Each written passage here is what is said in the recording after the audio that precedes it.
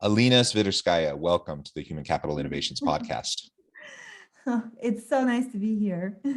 It is a pleasure to be with you, and I appreciate the thumbs up as I'm trying to get your name pronunciation correct, and I appreciate your patience with me on that one.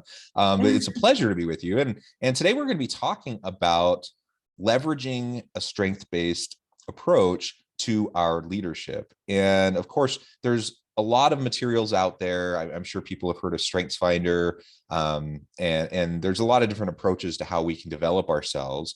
I personally really like the strength-based approach primarily. I like kind of an asset-based approach, building upon what you have, as opposed to a deficit kind of conception or mentality, because I think that's just starting from a place of defeat, really, and it's not leaning into a growth mindset. So I think this is going to be a really fun conversation. You're joining us from Toronto. I'm south of Salt Lake City in Utah, and before we get started, I just wanted to share Alena's bio with everybody.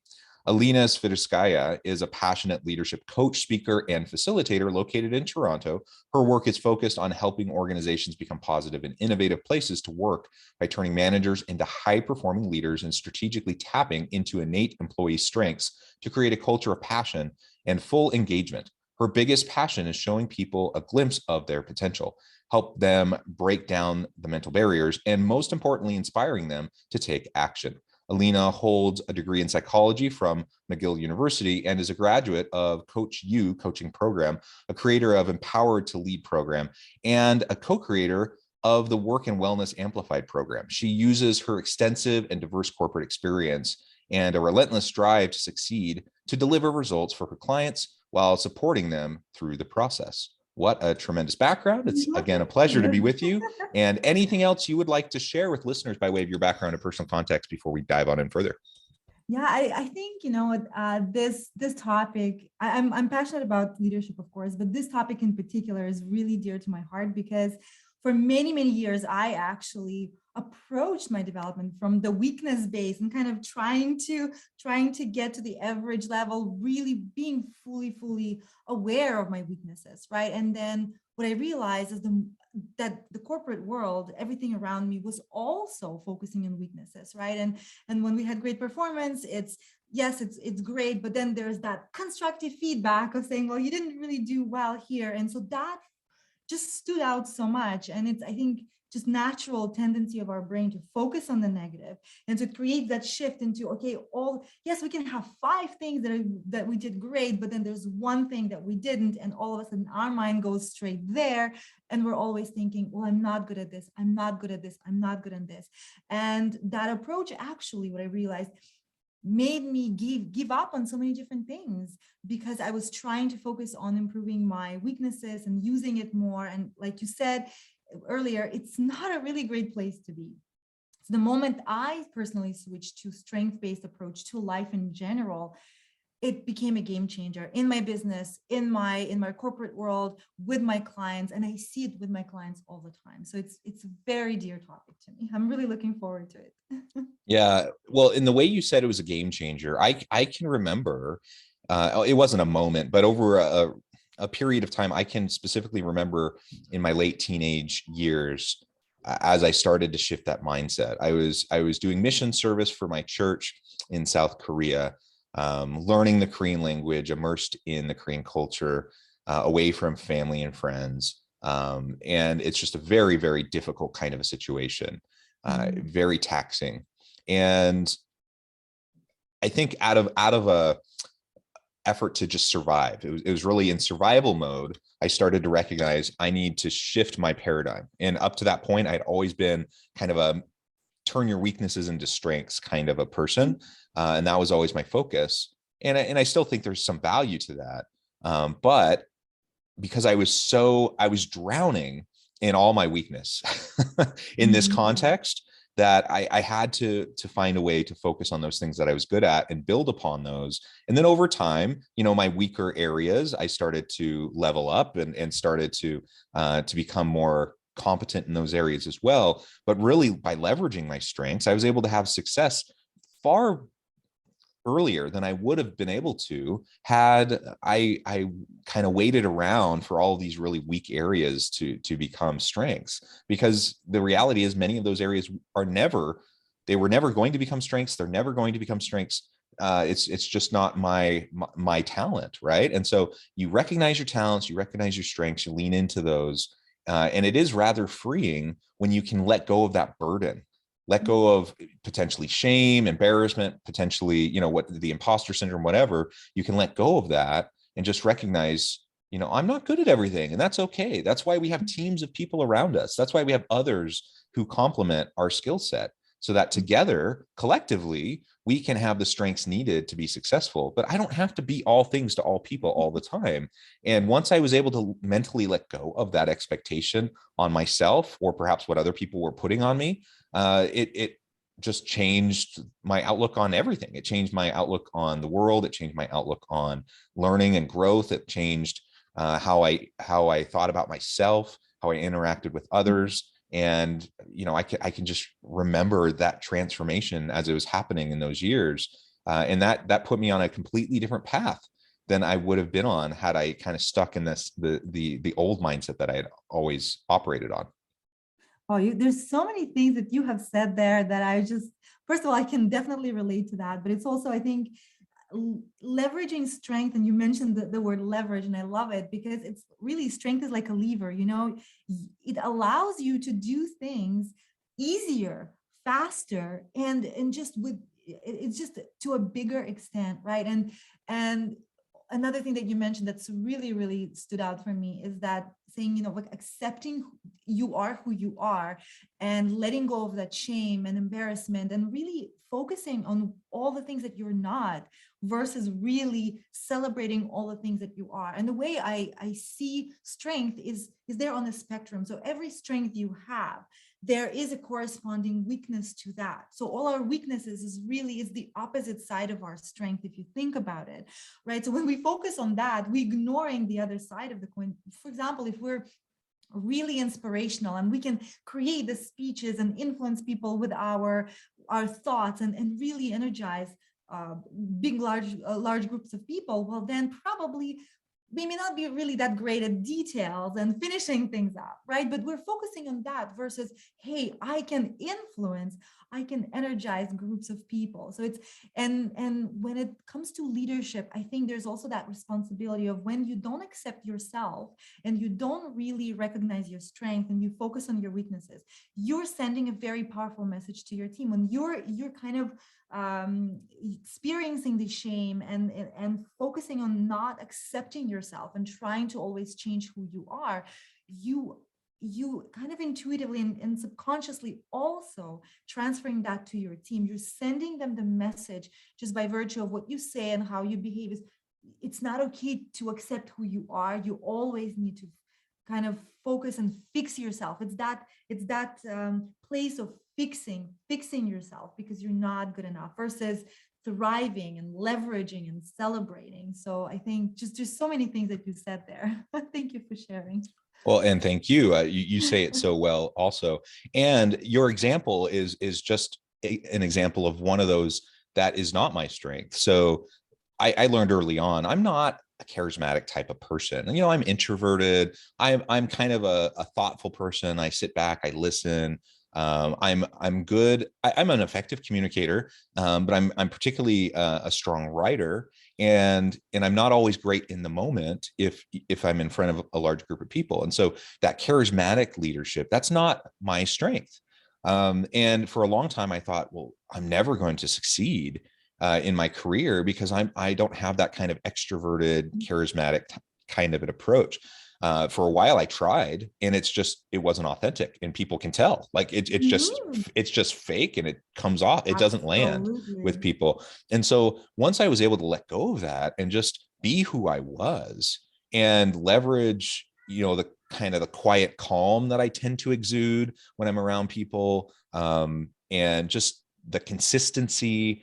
I'm really good at things like consistency and just hard work and focusing on the needs of people and being supportive. Like, these are things that, I believe I truly have strengths in. And you know what? Those are important in leadership too. And so I'm just going to focus on those when the time comes that I need that kind of get everyone riled up, kind of charismatic kind of an approach. Maybe there's someone else on my team that I can have do that. And that's fine. And I don't, again, I don't have to be all things to all people. So once I recognize that specific area of myself, it really allowed me to unlock my energy towards what was going to be most productive.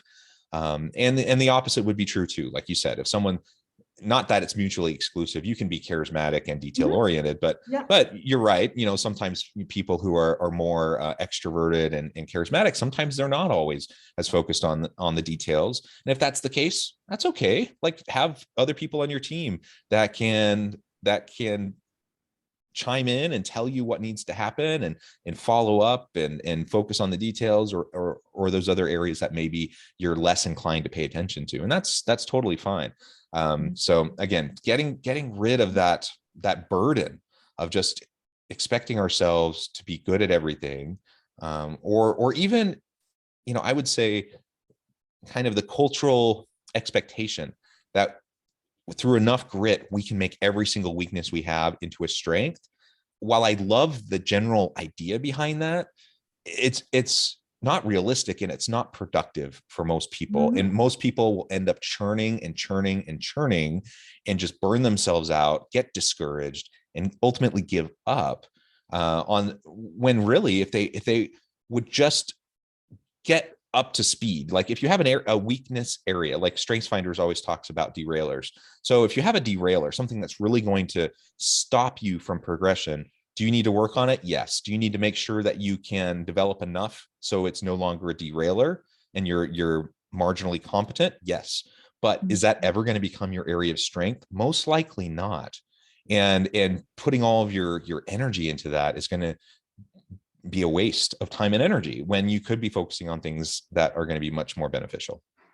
Absolutely. And you know, something that you mentioned earlier is that the how, right? The how of getting to the result you want can be so different. So like you said, you know, your style of leadership and your strength are very different from other people. And there was this survey done of 20,000 leaders that are really effective. And what researchers realize is that they don't share the same qualities. You can be equally effective and not get there in the same way. So it's, to me, I kind of, the analogy of the GPS and the taking, you know, a drive somewhere comes to mind. So for example, when you know where you need to get, so those are the results, those are the goals that you have, but you can take so many different routes there. You can do a scenic route if that's what you want. And you can take a highway, you can take streets, busy streets, whatever you want. There are many different ways to get there, but you are going to get there. And the more you realize what those strengths are and you make it your intentional strategy to use that and leverage that, the more enjoyable this path would be for you. And it's those day-to-day activities is that's what really creates your energy, because the time, there's a lot of conversations about time management, and time management, yes, there's a lot of things there, but it's the energy that is expandable. We can't change the number of hours in a day, but when we show up and we're energized and we're motivated, we just do things differently. We just do it, and the energy just multiplies. And that's what happens when you use your strength. You just show up differently. You think differently. You're more creative because you enjoy it. So when you enjoy doing something, you're going to do it and you're going to invest more time in it. You're going to invest more of yourself into that. Whereas when you start with this kind of a negative balance and you need to bring it to zero, that's what weakness kind of is, right? So we kind of want to get it to the acceptable level where it doesn't become a risk anymore. But it's like that debt that you need to repay. The motivation towards that is much lower. You're going to procrastinate. You're going to find excuses of why not to do it. You're just going to dread it. It's going to create a very different experience for ourselves. And I just recently read about the survey that Gallup did, and it showed that only 1% of people get discouraged when their managers actively leverage their strength, versus 40% of people that get discouraged when managers ignore their strengths. That's a big difference. That's a big gap. So that leveraging our strength can be such a competitive advantage for leaders who are able to know their strengths, know the strengths of their team and leverage. And like you said, it's about then partnering up with other people. And I think being well-rounded is really overvalued. It's like you said, it's nice theory.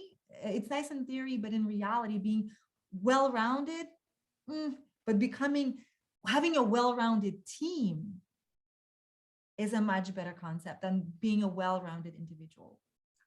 Yeah, absolutely agree. And so again, as we're talking through this, I think everyone listening is probably, thinking of similar kind of experiences and examples in your own personal life. I think that's super helpful. And so think about how all these topics, all these principles are applying directly to you. That kind of self-reflection is ultimately going to put you in a place where you have the best potential to, make a plan, and perhaps in some cases shift your strategy as you work to develop yourself. One thing that you've kind of mentioned a few times, Alena, as we've gone through this conversation to this point, is about some of the different types of behaviors that we might go through as we're trying to develop a strengths-based approach. So what would you see as some of those key leadership habits or behaviors that we have to really become more comfortable with if we're going to leverage not only our own strengths as a leader, but also help our team to do the same, to recognize their strengths and to leverage them? So I think there's actually quite a few different ones. I think the first one is really this habit of being okay with asking for help, right? So it's when we said, when we're not strong at something, then we need to do something about it. We can't just, if this is something that doesn't really matter, if it's a weakness that if we don't use it, we don't use it and everything is okay, fine, yeah, drop it. By all means, go ahead and drop it. And if nobody really notices that, but if it's something that's really required for performance of the team or getting results, then you need some strategies. And one of them is recognizing when you are not strong at this and asking for help. And it's a win-win really, because not only you're going to get results that are much higher than if you try to really work on this and go against who you are and try to improve that weakness, but it also shows your team that it's okay to ask for help. So that's kind of, again, modeling your behavior and saying it's okay not to be good at everything, and it's okay to ask for help or ask for people's feedback and kind of brainstorming what can we do about it. I think it's also a habit of curiosity, because recognizing your strength takes time, it takes space, because oftentimes we think we're self-aware, we're really not.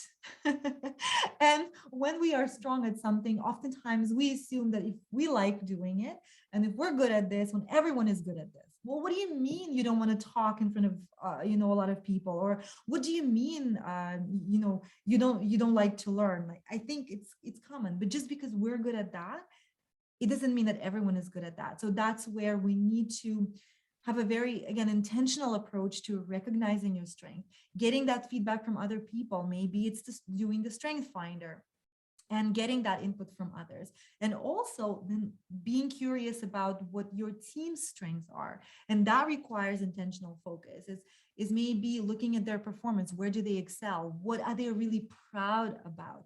What are they excited to do? What is in their development plan that they kind of put forward and said, I want to develop this? And even asking them, what do you think your strengths are, right? So it's understanding what the strengths are, and then you can strategically leverage them. But it's also around then having a strategic approach to building your team, right? We talked about how it's better to have a well-rounded team. Well, that it takes effort, is recognizing the strength and then realizing, oh, I'm really good at, let's say, execution, but I need somebody who's really good at relationship building. So then when you build your team, is how do we focus on having that well-rounded team and then using their strength to the best, to up level the results of the whole team. Yeah. And I don't think we can emphasize that last point enough, because I think it's human nature that we tend to surround ourselves with other people that are like us. And so when we talk, in theory, talking about creating a well-rounded team and a diverse team, not just racial, ethnic, gender, sexual orientation diversity and such, but cognitive diversity, people with different approaches and styles and worldview, right? As we talk about that, I think everyone recognizes, yeah, that's important. We need to do that. But human nature pushes us towards surrounding ourselves with people who are like us, right? Yeah. And overvaluing similarity and undervaluing difference. And so someone may have a strength that's different than mine, and I might even recognize that. The question is, am I secure enough in myself, and is my ego in check enough to recognize that a strength is a strength that can be leveraged? And I don't even need to play that game. I don't need to play the game of saying my strength is better than your strength. It's all about complementary strengths, right? Creating that well-rounded team. And just because someone focuses in a different area than I do on their own development doesn't mean it's wrong or it's bad. And just because someone focuses the same way I do, or their strengths are similar to mine, doesn't mean they're better, or doesn't mean they're going to be more successful. So we really need to be cautious about creating teams and falling into the trap of just surrounding ourselves with people who are like us, or people who will say yes to everything, or all those types of things, because that short circuits any of this kind of strengths-based approach that we've been discussing. Yeah, I love that you mentioned that bias that we have, right? And it's, again, the same way our brain is biased to see more, look for more negative things and focus on them, because it's meant to protect us. It wants to recognize all the dangers. That's why we're really focusing on all the negative and the weaknesses. But it requires to get off the autopilot, right? Because if we just continue with the flow, our brain is not going to take us to the right direction. And I also enjoyed the fact that you said, it's complementary strength. And the side bonus of that is that when we have complementary strength in a team, we are not competing as much, right? So because we all have our roles to play, we feel valued, and we can work on our almost an expert status, right? Because we feel valued because we know what we bring to the team very clearly. We don't have to compete with other people. And I think this is also very important, to have a productively diverse team. So cognitive diversity. I love that you mentioned that it's not just some external elements that we need to be diverse in, but it's also points of view, the way we process information, all of those things, the strength and characteristics and skills. If we can leverage that, then it becomes 1 + 1 equals not 2, but 3 and 4 and 5. And the solutions that we can come up with, it expands the options, it expands the views of the situation, and we can just make better decisions. Yeah, well said, Alena.